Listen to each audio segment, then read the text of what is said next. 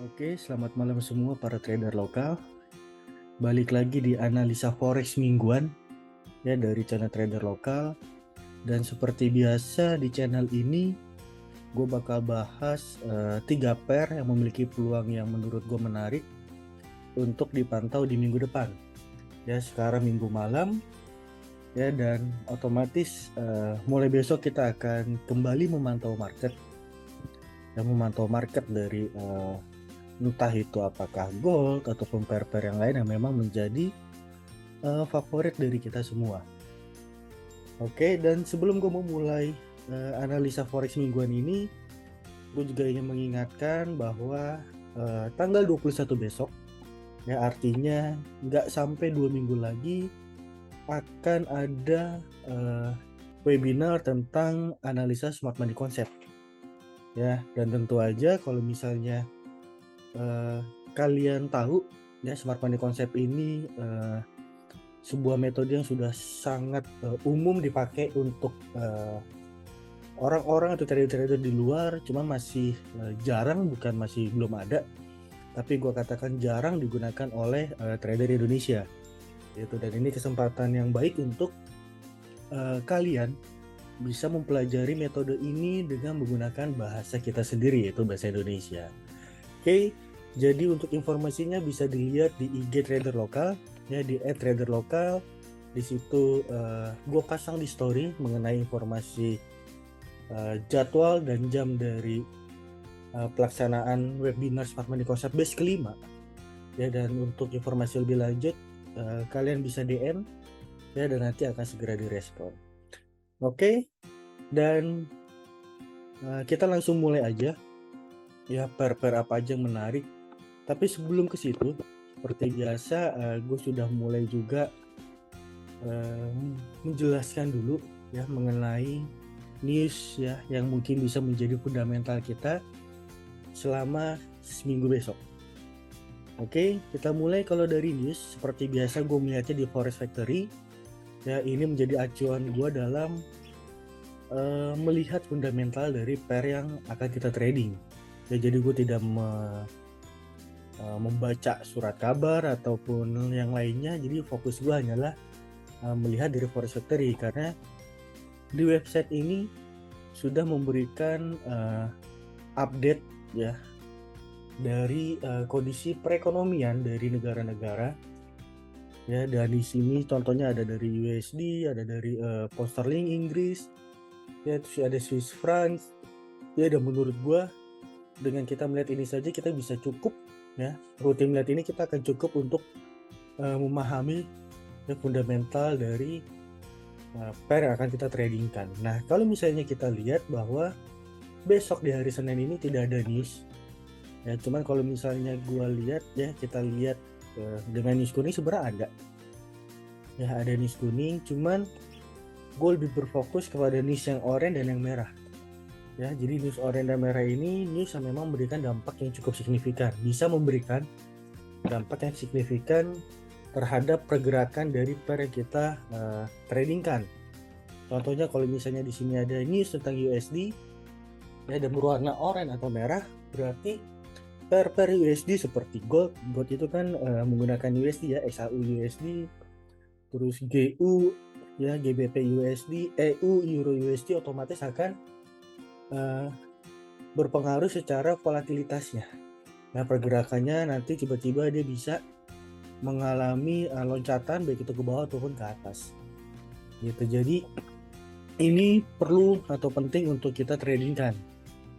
Bukan tradingkan, tapi kita pantau ya saat kita melakukan trading gitu. Nah, di hari Selasa ya, ini ada news orange ya. Dan di sini kalau misalnya kita lihat ya, di sini ada bisa dibilang 3 pair berarti ya, mulai dari pound sterling, USD, dan Swiss francs yang memiliki news di hari Selasa tersebut. Nah, tips dari gue adalah kalau misalnya ada news pound sterling di jam 1 siang ini ya, kita bisa trading. Misalnya kalau kita udah terlanjur trading dari pagi ya, dari sesi Asia ya, kita bisa stop dulu ya 30 menit atau bisa sampai 1 jam sebelum news gitu. Dan kita mulai trading lagi untuk pound sterling ini itu dengan range yang sama, rentang yang sama, yaitu setengah jam sampai 1 jam setelah news gitu. Jadi itu tips dari gue untuk kita trading ya, dan menghindari news seperti ini ya, sehingga analisa teknikal kita ya itu bisa berjalan dengan baik gitu. Kalau misalnya ada analisa teknikal dan itu mulai mendekati dengan fundamental, gue katakan ini adalah fundamental, kita bisa stop dulu ya, dan kita pantau kembali setelah news itu lewat.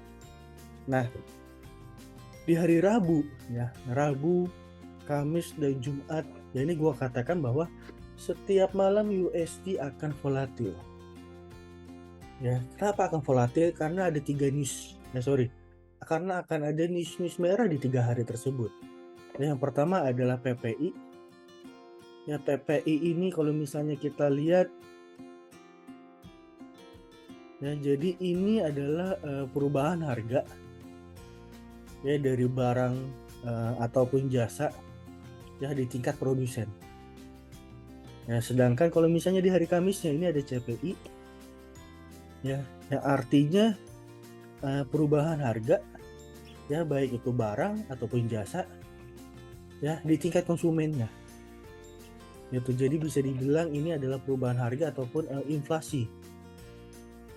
Oke, cuma perbedaannya di sini adalah di tingkat produsen, ini adalah di tingkat konsumen gitu. Dan yang di hari Jumatnya ini ada news tentang retail sales ya. Ini adalah total penjualan ya, total nilai dari penjualan yang terjadi pada tingkat retail.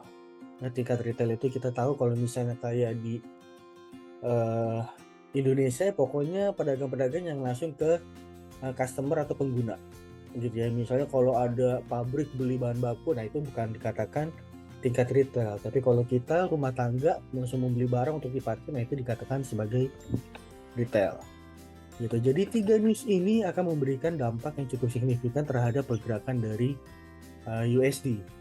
Nah, jadi gue sarankan mungkin kita bisa stop trading sebelum news ini dan mulai trading lagi setelah news ya. Dan ini semua bisa kompak ya, jalannya itu rilisnya itu jam 7:30 malam gitu. Jadi itu sedikit tips dari gua, dan ini adalah news yang akan berlangsung selama seminggu besok ya. Jadi kalau misalnya ada setup dari gua yang pairnya USD, nah itu harus diperhatikan dengan baik gitu. Kalau misalnya order blocknya sudah sangat dekat dengan news USD, gue sarankan untuk tidak melakukan pending order ya. Kita tunggu aja news itu selesai, baru kemudian kita entry. Oke, kita lanjut.